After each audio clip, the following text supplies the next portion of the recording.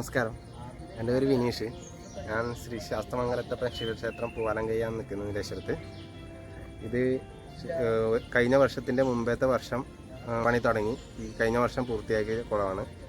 ഏകദേശം 1 ലക്ഷത്തോളം കല്ല് വേണ്ടി വന്നു ഈ കുളം നിർമ്മിക്കാൻ.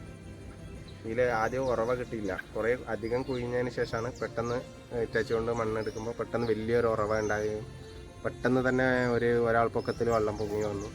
അത് നല്ല വെള്ളം കൂടി വന്നു. അങ്ങനെ ഒരു 2-3 ആളെ ഹൈറ്റിലേക്ക് വെള്ളമായി. കുളത്തിന് ഏകദേശം ഒരു 100ഓളം പടവുകളുണ്ട്. ഒരു വലിയൊരു തെങ്ങിൻ്റെ ഹൈറ്റിലെ ആഴമുണ്ട്.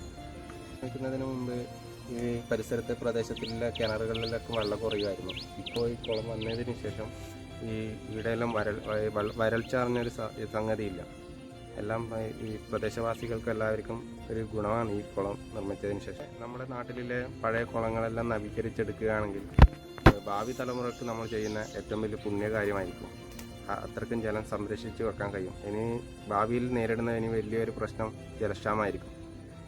അതിൻ്റെ ഒരു പോംവഴിയാണ് ഇങ്ങനെയുള്ള നിർമ്മിതികൾ.